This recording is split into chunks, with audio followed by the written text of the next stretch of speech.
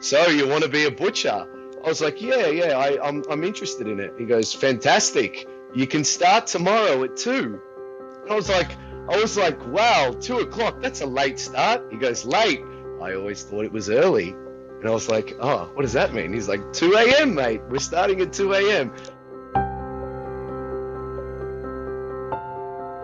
This is The Crackling. I'm Anthony Huckstep. A yearning to have a deeper connection to food can open the most unexpected doors and lead you down a path you hadn't even considered. As Marcus Papadopoulo completed a university degree, he felt something wasn't quite right. When looking to do something more fulfilling, he landed a job with Vic's Meats, and the skills and knowledge he garnered gave him the confidence to embark on his own journey and open a butchery focused on whole carcasses and aging meats. Marcus, there's been a real renaissance of the local butcher in the last 5 to 10 years. Why do you think that's happened? Well, I think that I've been in the industry now for 6 years. And I think that right when I came in, the reason why I was interested to come into butchery in the first place is because in general, a lot of people are getting more interested in food. And that's all through different types of media, whether that be what people are seeing on television, social media, things like Instagram, Facebook. A lot more people were putting their eye on food.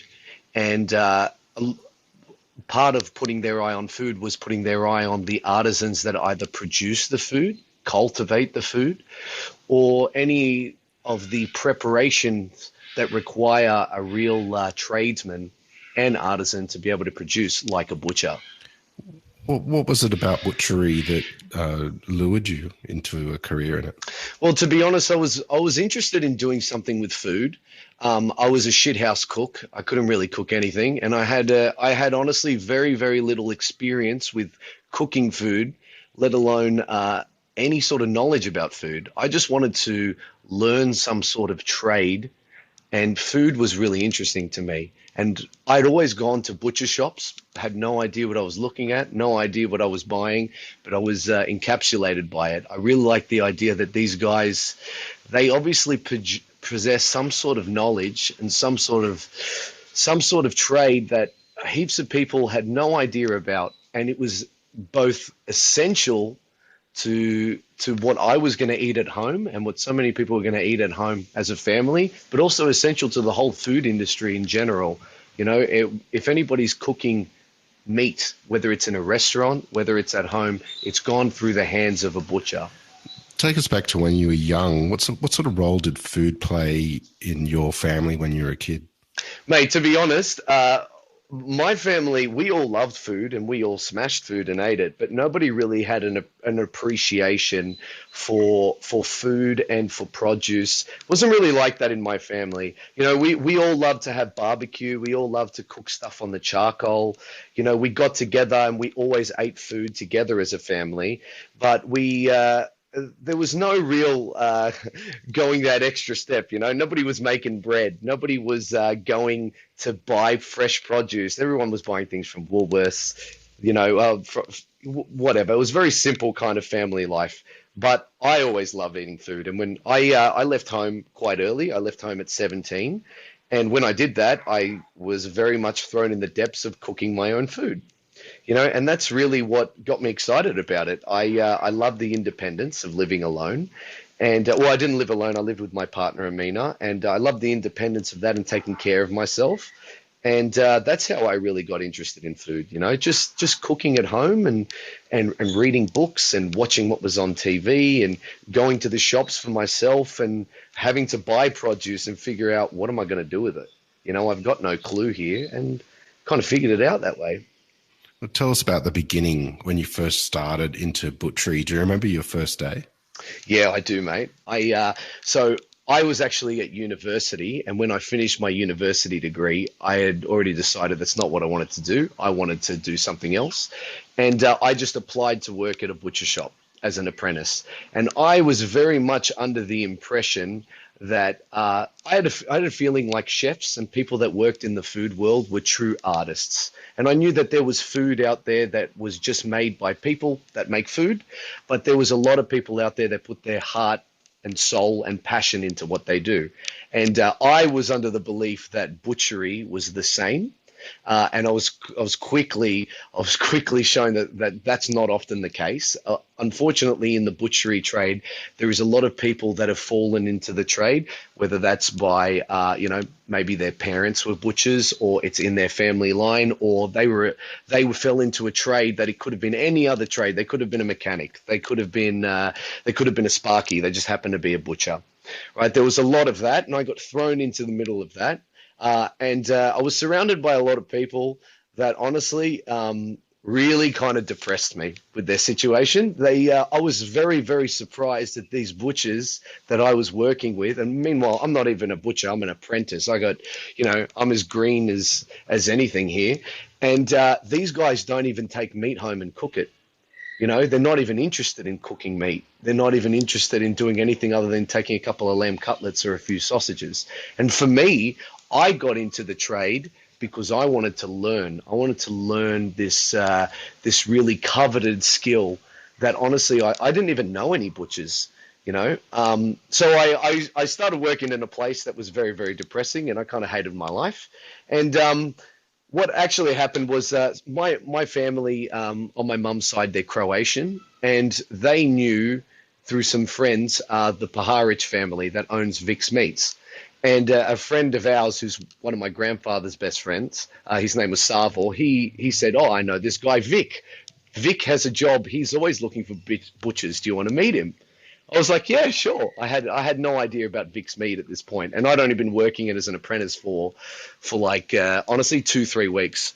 So he takes me over to the factory to meet Vic, and I thought it was a butcher shop, was Vic's Meats, right? And they took me over to the factory. I had no idea where I was going or who I was meeting, and they take me. I don't know if you've ever been to Vic's Meat, but it's an amazing kind of office area.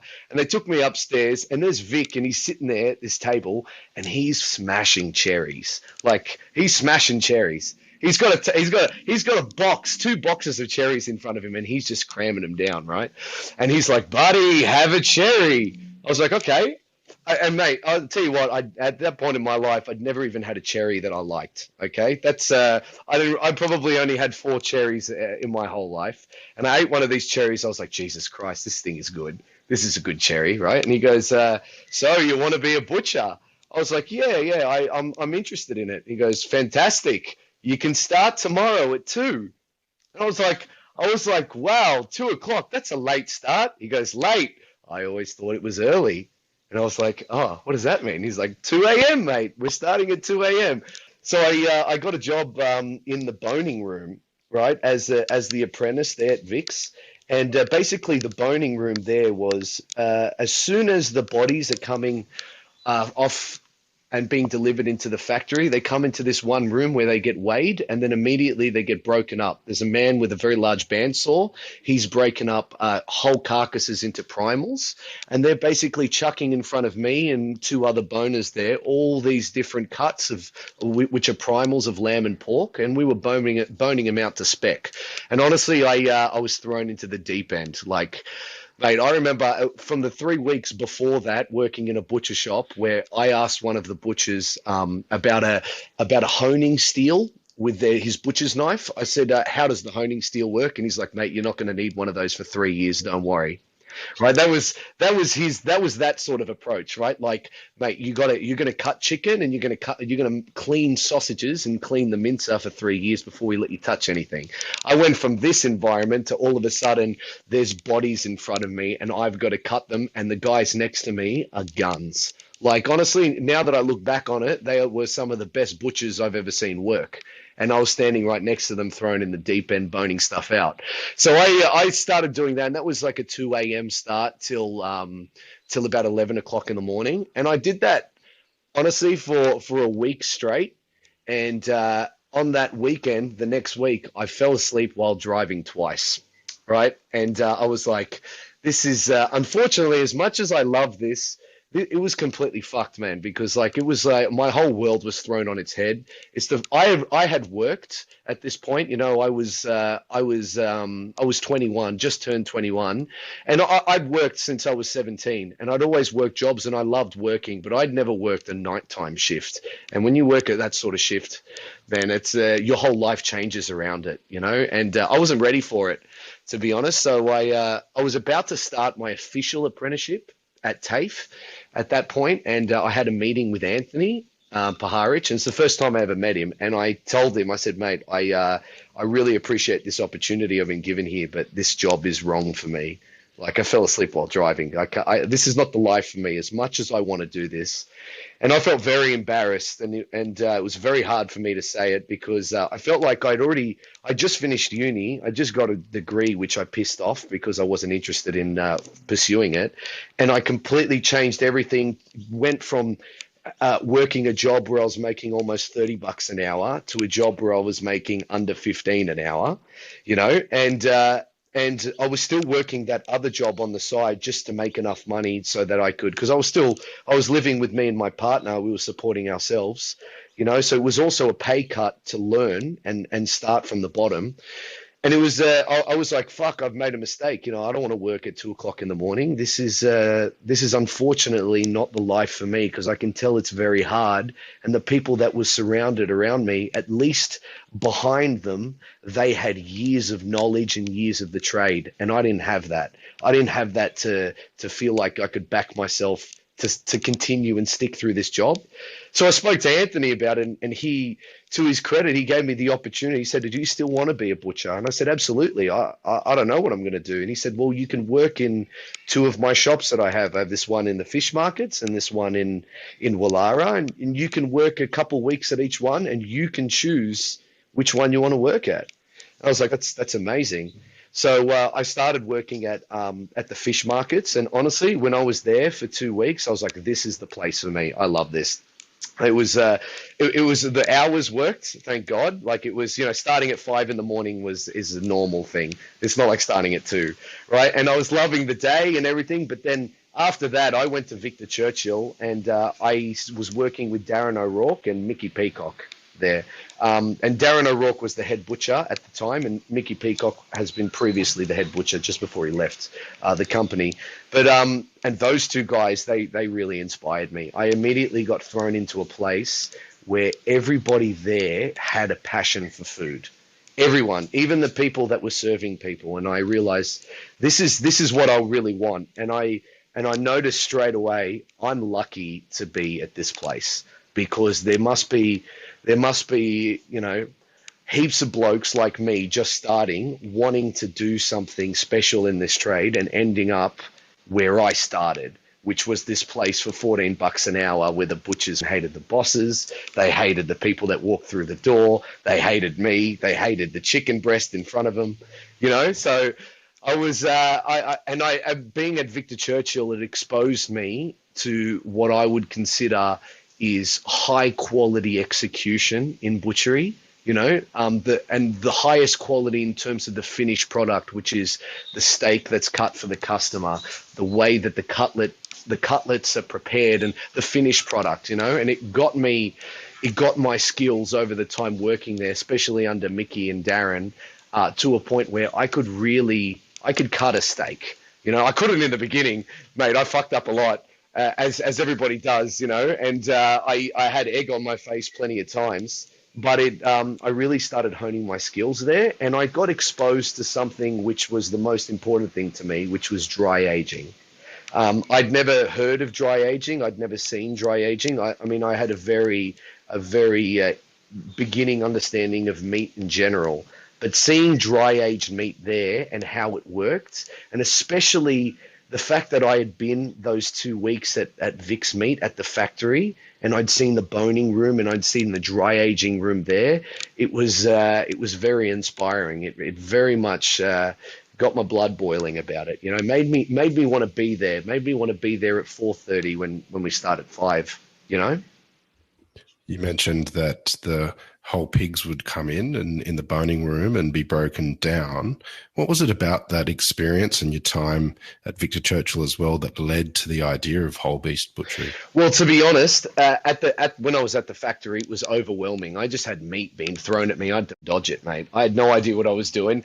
I'd be cutting up meat, and some bloke would just come up to me and he'd be like, not very good. I was like, shit, I don't even know how to hold a knife yet. I've only been here 5 minutes, but that was that experience. But then going to Victor Churchill, it was the finishing touches. It was cutting the meat for a customer or cutting the meat for a display, which is the last portion that really honed it down.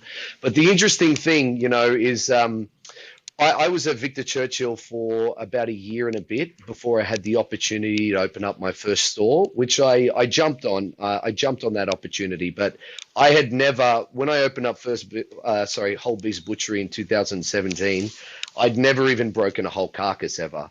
To be honest, I had cut up a suckling pig the Christmas before, which was probably about 14 kilos, and that's the first time I'd had a full body in front of me and my own knife to it. But other than that, I'd never broken beef. I'd seen it done maybe 3 or 4 times. I'd never broken a lamb and definitely not broken pigs.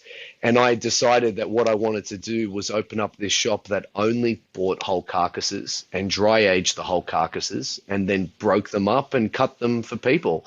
And the funny thing about the trade, with learning butchery, if you really become an artist at learning how to cut meat, you learn A to Z. You learn the A, B, C, all those steps.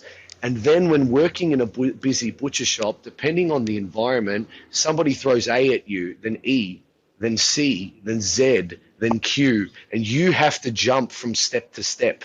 You have to jump from beef to pork to lamb. You have to jump from breaking a 4/4 to Frenching lamb cutlets to boning out this pork leg.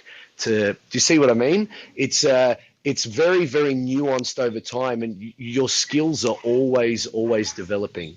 That's what I love about it. Why are pigs so well suited to whole animal butchery?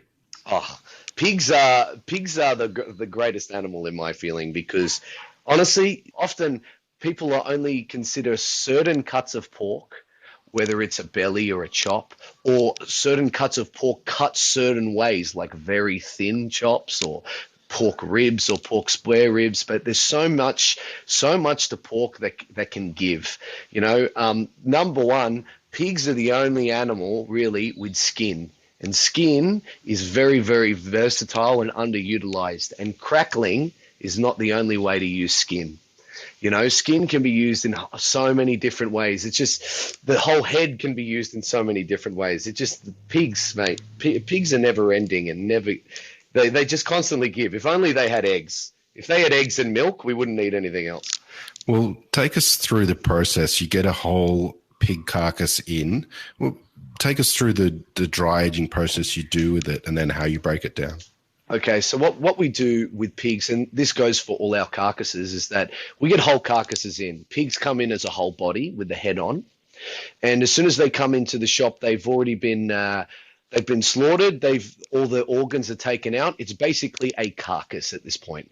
I put it on a gambrel, which is a type of device that separates both legs and kind of puts it in a V shape, right? And once that device is in place, I can cut off the head and we split the carcass right down the middle. It's done with a handsaw, and it's not an easy thing to do, and it's a thing that took me a very, very long time to teach myself. And every time I fucked it up, it's like you can just hear the money going down the drain whenever you fuck it up, mate. It's not a good feeling, but I have since gotten much better at it. And every time the pigs come in, the heads come off and we split that carcass in half. Then that side of pork gets hung in our cool room minimum of a week to 2 weeks.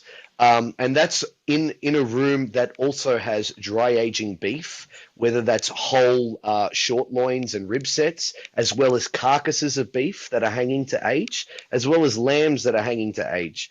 All those things in those rooms they're all adding to the dry aging process. What I think is the most important thing is it's all about method. And what dry aging is, it's a way of developing flavor and texture over time by controlling the environment in which the carcass is in.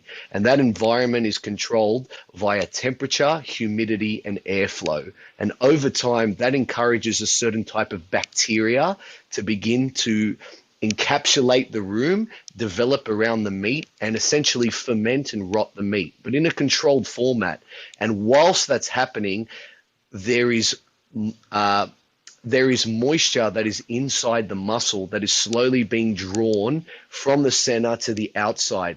That's what develops the flavor of the meat, in the similar way that if you had a liter of liquid like stock and reduced it down by half a liter, you would have less liquid but a concentrated flavor. That's an analogy. It's not exactly the same process, but it's a similar way of understanding how dry aging develops flavor. The other thing that will happen is that naturally the enzymes inside the muscle will start to break down the fibers. What that essentially does, it adds to the texture. Not only does it make the tender parts more tender, but the texture itself becomes more defined. The third aspect of dry aging, which is often overlooked, is the external drying. The external drying of meat is one of the most important things in achieving a good quality sear and Maillard reaction. A lot of people, one of the funny things about pork, right? If we want to talk about crackling and specifically, I mean, I know your podcast is named after crackling. A lot of people buy pork and then they take a bunch of extra steps before they cook it to achieve crackling. I'm sure you've heard, and a lot of people have discussed this, whether they pour boiling water over it, they leave it open in the fridge, they cover it with salt, they sacrifice a chicken to the red moon on the 1st of September to make the crackling happen. Mate, good crackling is going to come from a well-hung animal, because a well-hung animal under the right conditions has external dryness, and not only do you get all the other benefits of tenderization and flavor development, but you're going to get that crackling. And it's not just crackling, you can achieve a very, very dry, almost crackling-like outcome on beef, even lamb. A lot of people say when they buy lamb at my shop, they're like, oh, they refer to the lamb, the skin on the lamb, to which I kind of correct them that it's not actually skin, that's a fat layer, but it's got that external dryness, and that's part of the result of dry aging. What's some of the products that you make from the pigs in the butchery? Well, there's a whole bunch of different things that we make. I mean, it all comes down to different types of method. Essentially, you have your sausages that we make, we always make them. Everything that we make in the shop, we make with original recipes, and we make them all from scratch. We also make them without nitrates. Everything I make is with salt, and if it's something that's cured, it might have sugar, might not, but it's always with salt. So we've got fresh sausages that we make in natural casings. We've got emulsified sausages that we make, which is essentially mincing meat to a paste form and then chucking it in a machine called a buffalo cutter or a bowl cutter that whips the meat to a very, very fine paste-like consistency, which is then poached or steamed. We have dry cured products that we make, like bacon. We have smoked products that we make. We make a lot of cold smoked as well as hot smoked products, and we do a lot of variations of cold and then hot smoking. We've got things that we make that are wet brined and cured and also smoked, like ham. We make a whole bunch of different stuff, mate. It's all about utilizing everything from the pig. The reason why pigs are so good for charcuterie and salami making and all these things that we're talking about is that there is a natural moisture content to the protein, to the actual meat, as well as the fat, that is not replicated with beef and lamb and other four-legged animals, and definitely not with poultry. That's why French people have such a hard-on for different types of fat in the pig, whether they go the leaf lard, the lard from the belly is so good for rendering, the lard from the back, the loin is good for this. They're very, very particular about it, and it's very, very French, but it's always because of that moisture content and the way that can, it gives you that smooth richness. I'm sure if you've ever had salami that's made exceptionally well with pork and then salami that's not made with pork, the non-pork ones, they're always going to have a slight dryness to it. It's going to lack that mouth coating feel. It's going to lack that sort of intensity because pork, it can either be extremely intense or very, very subtle. It also leads itself to complexity of spice very, very well.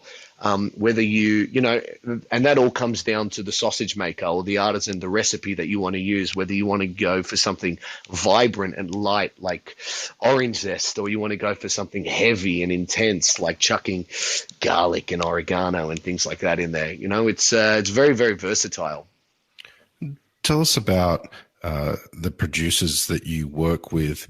Is there any particular pig farms that you work with to create the products that you do, and what is it about what they do that's so special? Yeah, well, I think what's important when finding pork producers is finding the sort of breeds of pork that you're looking for, because as well as the environment in which that pork is raised, where that animal is being killed. These are all really important aspects. I've been currently buying some pork very recently from Canawindra, which is a farm Rafalo free-range pork, just up there near Orange, in between Orange and Cowra. And I've been buying Hampshire Duroc crosses from these guys over there, and they've been excellent so far. We've got about 4 bodies in from them so far. And, that pork for me, they're very nice crossbreed of pork that kind of leads to a good amount of fat on the loin, quite thick, heavy bellies, quite nice, well-rounded shoulders. For me, when purchasing carcasses, the muscle conformation is very, very important into the quality of the meat.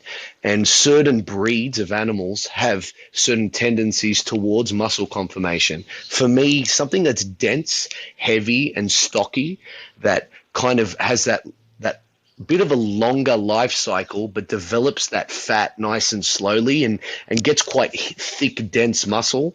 That for me is what I'm looking for. And that the pigs that we've been buying recently, they've been very, very good from Canawindra.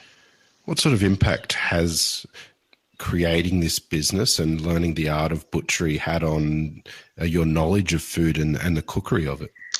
Mate, it's had a lot of impact. I mean, I kind of thought of a philosophy in the beginning, which is whole animals and dry aging them.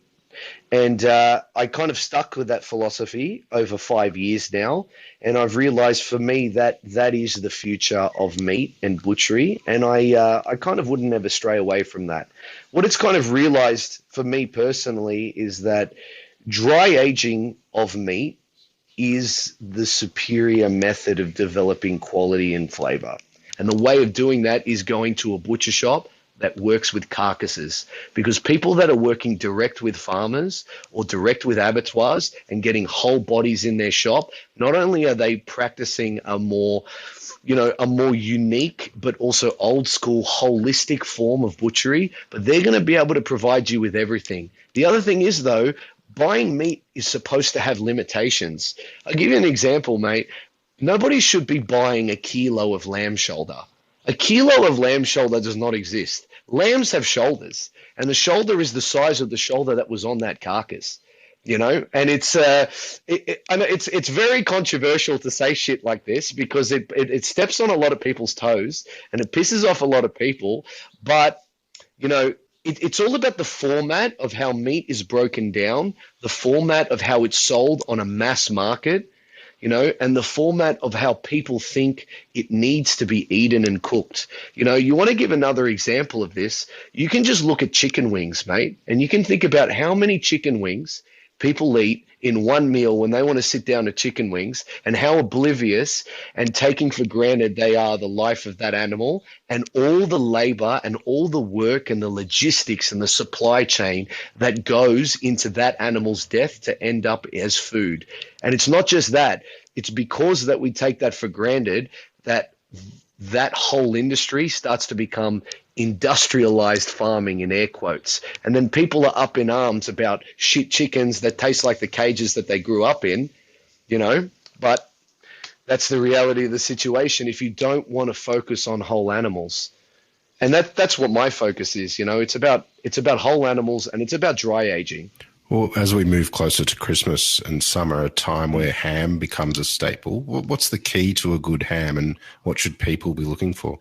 Oh, mate, the key to a good ham is you want to find a good person that you trust to make the ham. If you are buying meat from someone and you trust that their meat is good and you trust their pork is good, I would buy ham from that person, because those butchers and those business owners out there that are producing those hams, it's a big part of their business, and it's a real big focus for them at the end of the year. It's not just that, though. They've got many, many other things that they're going to have to cut for people over that time. That's many bodies, that's many carcasses, many sausages to make, a lot of people that we're trying to all cater for. So if you've got a good butcher out there and you trust them, you should buy your ham from that butcher, especially if you like things like their sausages, especially if you like their pork. You should trust that they're going to make a good ham, and also people should be glazing their hams. Everybody should glaze their ham because it's the funnest way to do it and it's the best way to eat it, honestly. And people that don't glaze their hams, I don't get it. I don't understand it. I reckon you got to glaze it.